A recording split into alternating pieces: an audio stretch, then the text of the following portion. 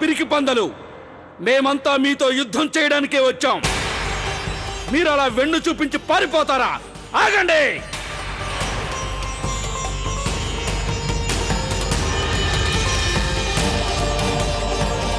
నాన్నగారు,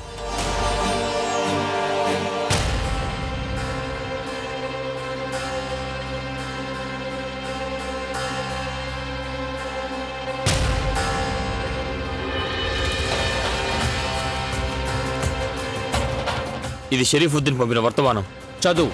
బారమల్లు మహారాజా, యుద్ధంలో మేమే గెలిచాం.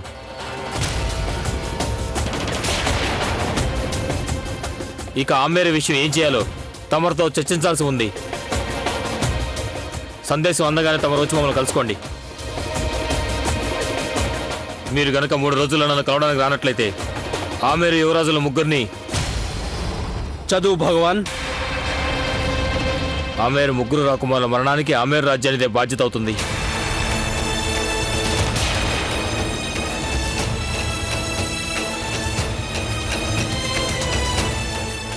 ఆ ముగ్గురికి కూడా అదే గతి పడుతుంది. ఆ తర్వాత ఏముందో చదువు. ఆగిపోయావే? ముందు వాడి బెదిరింపు తెలిస్తే అప్పుడు వాడి భాషలోనే వాడికి జవాబు చెప్పవచ్చు.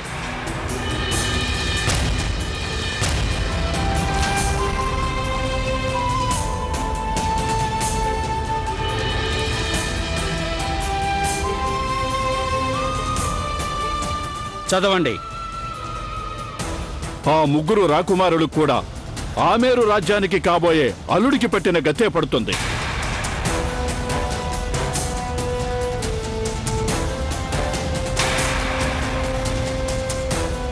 ఆమేరు రాజకుమారికి కాబోయే భర్త శిరస్సుని కానుకగా పంపిస్తున్నాం.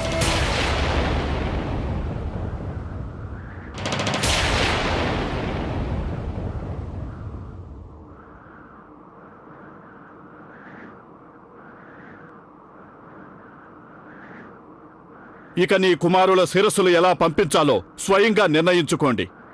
మేవాడ్ పరిగణ సుబేదారు షరీఫుద్దీన్.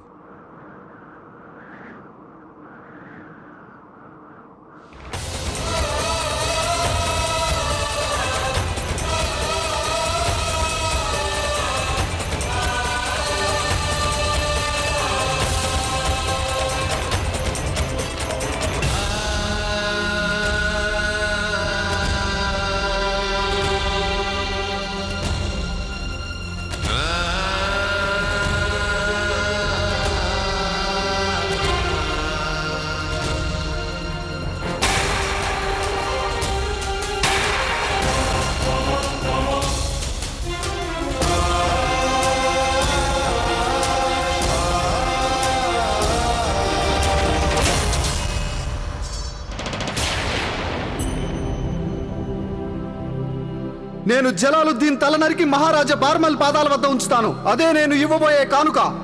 రాజకుమారి జోదాకు ఆమేర్ మొత్తానికి కానుక. మనిద్దరం ఇలా విడిపోవడానికి కారణమైన ఆ జలాల్ని నేను ఎన్నటికీ క్షమించబోను. నేనైనా ప్రాణాలతో ఉండాలి, లేక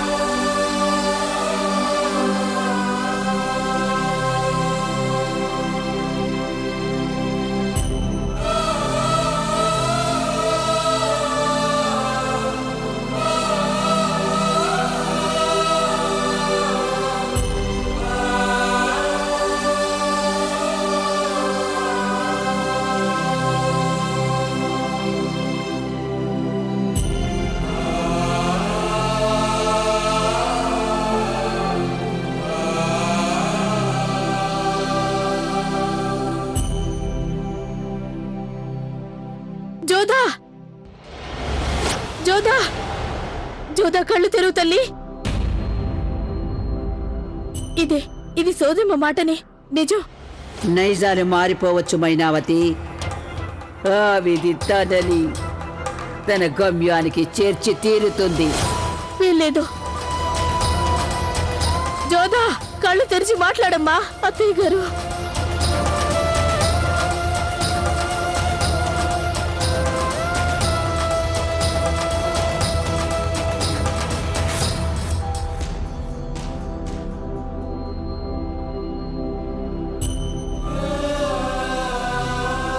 జోదా,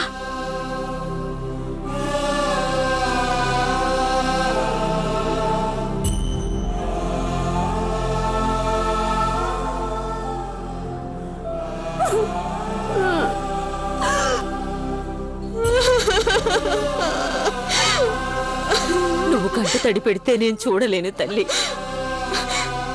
మర్చిపోకు తల్లి, నువ్వు ఒక భూపాలుడి కుమార్తెవి. శత్రువుల నెత్తురు కళ్ళ చూడ్డానికి పుట్టిందానివి. ఇలా ఏడవకూడదమ్మా.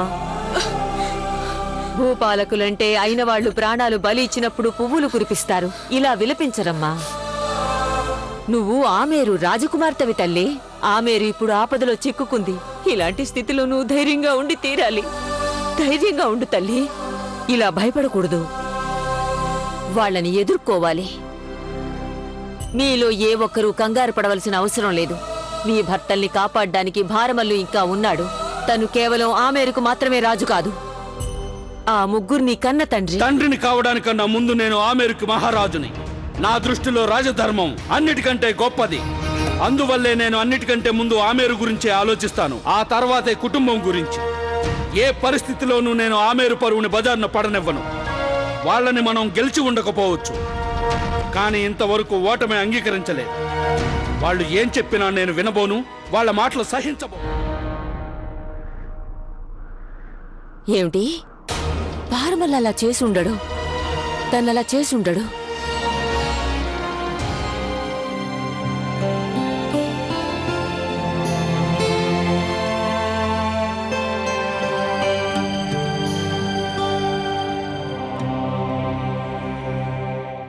మీరు స్వయానా మా చెల్లెలు. ఒక అన్నగా మేము నీ కంటతడి చూడలేవు తల్లి. కన్నీళ్లు తలరాత ఎవరి మీద జాలి చూపించవన్నయ్యా. అంత మాట అనకమ్మా. జరిగిపోయిన దాన్ని మేం మార్చలేకపోవచ్చు, కానీ మేము పూర్తిగా ప్రయత్నం చేస్తాం. మీ గుండెల్లోని బాధ కళ్ళల్లోకి చేరి కన్నీళ్లుగా మారి మాకు కనబడుతోంది. దాన్ని మీ పెదవులపై చిరునవ్వుగా మార్చే ప్రయత్నం చేస్తాం.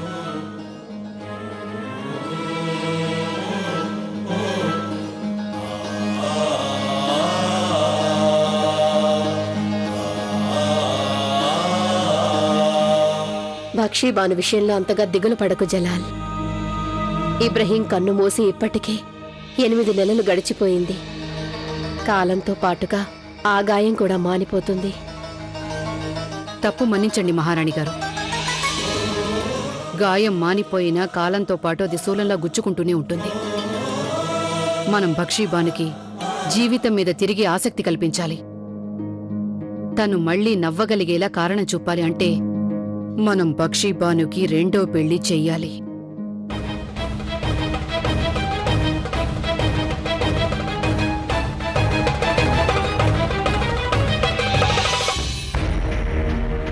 జోదా కన్న కలలన్నీ మట్టిపాలైపోయాయి.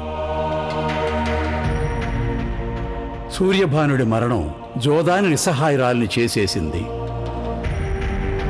కానీ సృహలోకి వచ్చాక ఆమేరును కాపాడడం, ముగ్గురన్నల ప్రాణాలు ఆమెకు ప్రశ్నార్థకంగా మారాయి. ఎలాగో గుండె నిబ్బరం చేసుకొని జోదా తన తండ్రిని కలవడానికి వెళ్ళింది. జరిగిన ఘోరానికి తగిన ప్రతీకారం తీర్చుకుంటాం జోధా. సూర్యభానుని హతమార్చిన దారుణానికి ఆమేరు పగ తీర్చుకుంటుంది. ఎవరు పగ సాధిస్తారు నాన్నగారు? దాని మూల్యం ఎవరు చెల్లిస్తారు? మా అన్నయ్యలు ముగ్గురు వాళ్లకు బందీలుగా ఉన్నారు.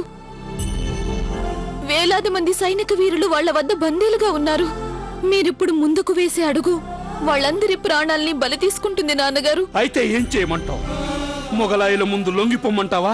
రాజుగా నా కర్తవ్యాన్ని విస్మరించలేను కదా. రాజపుత్రులు మాత్రమే కాకుండా మీరొక తండ్రి, ఒక రాజు కూడా అని మర్చిపోకండి. తండ్రిగా మీ కుమారుల్ని, తమ సైనికుల్ని కాపాడవలసిన కర్తవ్యం కూడా మీ మీదే ఉంది. మన యుద్ధంలో ఓడిపోయాం నాన్నగారు.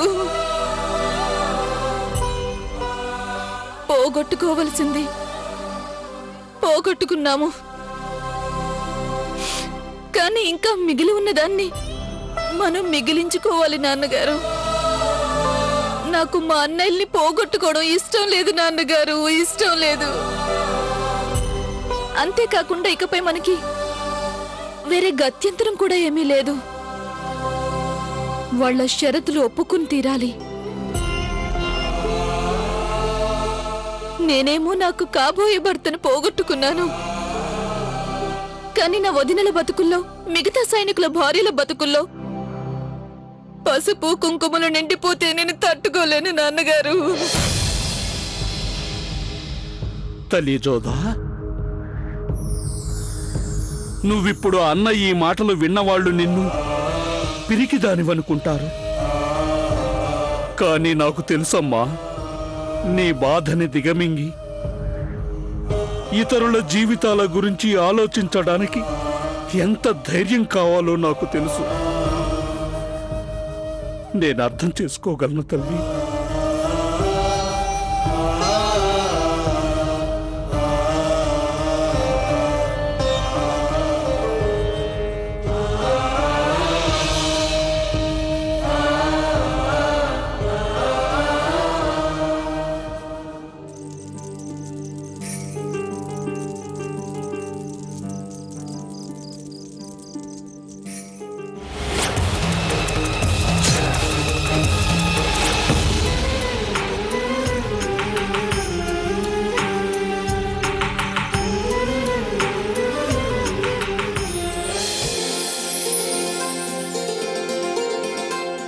జోదా, నా పుస్తకం లాగేస్తావు. అన్నయ్య, నువ్వు తొందరగా సిద్ధం కా అన్నయ్య.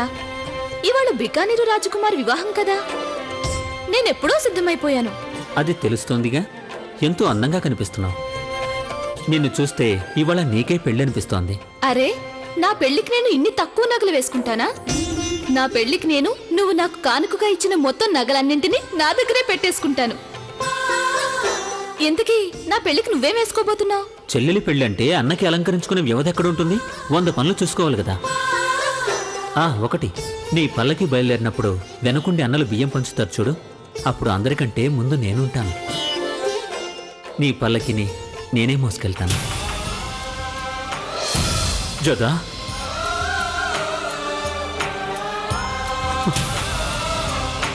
జోదా, నన్ను క్షమించమ్మా. అపకారం చేసింది నా ఒక్కదానికే కాదు, నువ్వు మొత్తం రాజవంశానికే అపకారం చేశావు. నిజమైన వీరులంటే ఎలా ఉంటారంటే, తమ తల తెగిపోయినా సరే వేరొకరి బానిసతో మాత్రం ఎన్నడూ చెయ్యరు. యువరాజు సూర్యబానుడే నిజమైన వీరుడు. మరి నువ్వు ఆ మొగలాయలకి స్వయంగా అమ్ముడిపోయావు. గద్దె ఎక్కడానికి దిగజారిపోయావు. నువ్వే తన చెల్లెలికి కాబోయే భర్త శిరస్సుని నరికేస్తావా? చూడు చెల్లెమ్మా, నేను చెప్పేది కొంచెం నువ్వు నాకు అన్నయ్యవే కాదు, శత్రువుల మిత్రుడు శత్రువుతో సమానం. జలాల్ నాకు పరమ శత్రువు. వాడికి మిత్రుడు అయిన కారణంగా నువ్వు కూడా నాకు శత్రువే. చూడా,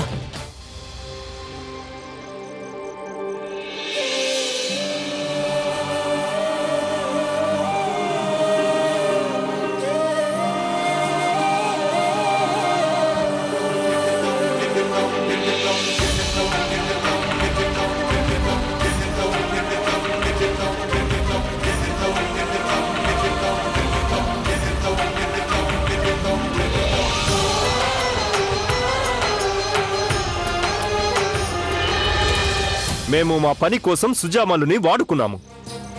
ఇప్పుడు ఆమెరు మన హస్తగతం అయిపోయింది. అక్కడ రహస్యాలన్నీ నేను సుజామలు ద్వారా తెలుసుకున్నాను.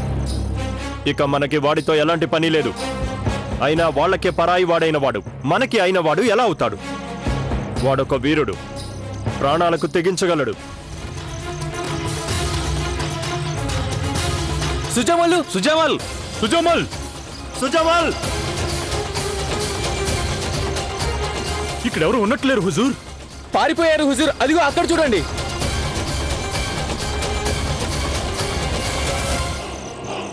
వాడికి తెలిసినట్టుంది వాడి ప్రాణాలు ఇక దక్కవన్న సంగతి.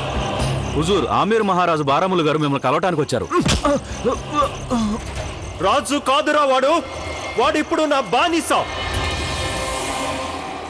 మా మిత్రుడైన భారమల్లు రాజు గారికి ఇదే మా ఘన స్వాగతం. మన స్నేహం యుద్ధం వల్ల మంటగలిసిపోయింది చుప్తే ఖాన్. ఇవాళ నువ్వు మొగలాయలతో కలిసిపోయావు. ఇక మాతో స్నేహం ఎందుకుంటుంది నీకు? యుద్ధం యుద్ధమే, స్నేహం స్నేహమే భారమల్లు గారు.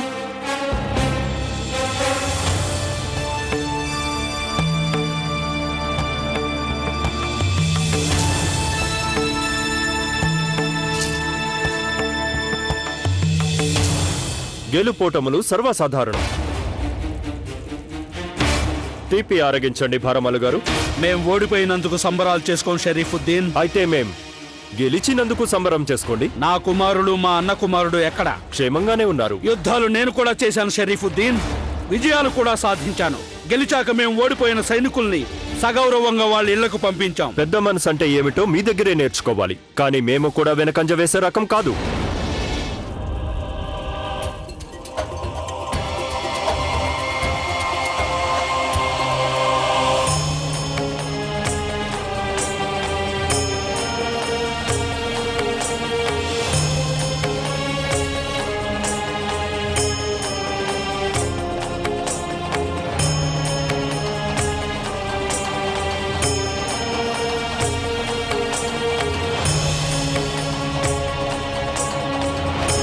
ఇప్పుడు కనిపిస్తోంది మీ ముఖంలో అసలైన ఆనందం. వీళ్ళు బతికుండడం సంతోషమేగా? అవును, నాకు సంతోషంగా ఉంది. ఆ ముగ్గురి ముఖాలు చూస్తే వాళ్ళు తమ తలలు వంచలేదని తెలుస్తోంది. నేను వాళ్ళని నాతో పాటు తీసుకెళ్ళడానికి వచ్చాను. వాళ్ళని విడిచిపెట్టు. ఆ పని తగిన మూల్యం చెల్లించకుండా జరిగేది కాదు భారమల్లు గారు. ఎంత చెల్లించాలో చెప్పండి. చాలా తక్కువే చెల్లించాలి. కేవలం 5,000 మొహరీలు మాత్రమే. అది నెల ఇవ్వాలి. అలాగే మేవాడు కోట మరమ్మతు చేయడానికి రాళ్లు కూడా పంపించాల్సి ఉంటుంది. ఎప్పుడు యుద్ధం చెలరేగినా మా సైనికులు, మా ఏనుగులు, గుర్రాలు ఉండటానికి సాలలు కూడా నిర్మించాల్సింది. చెప్పు, ఇది నీకు సమ్మతమేనా? నాకు సమ్మతమే. ఇక వాళ్ళని విడిచిపెట్టండి. నేను అడిగిన వేళ వాళ్ళ భద్రతకు మాత్రమే, వదిలేయడానికి కాదు. మా షరతులు మీరు నిర్వహించినంత కాలం తమరి కుమారులు మా దగ్గరే క్షేమంగా ఉంటారు. నేను గనక ఈ షరతులన్నీ నిరాకరిస్తే అప్పుడు ఈ ముగ్గురికి కూడా అదే గతి పడుతుంది. మీకు కాబోయే అల్లుడికి పట్టిన గతే పడుతుంది. షరీఫ్,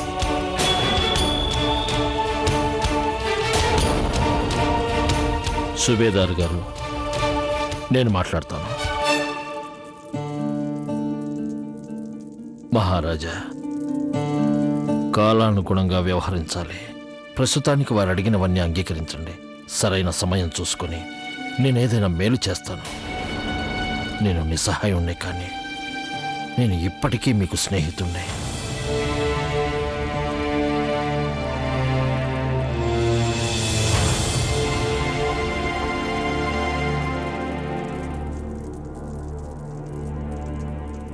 అయితే సరే. వారికి హుజూరు పెట్టిన షరతులన్నీ అంగీకారమే.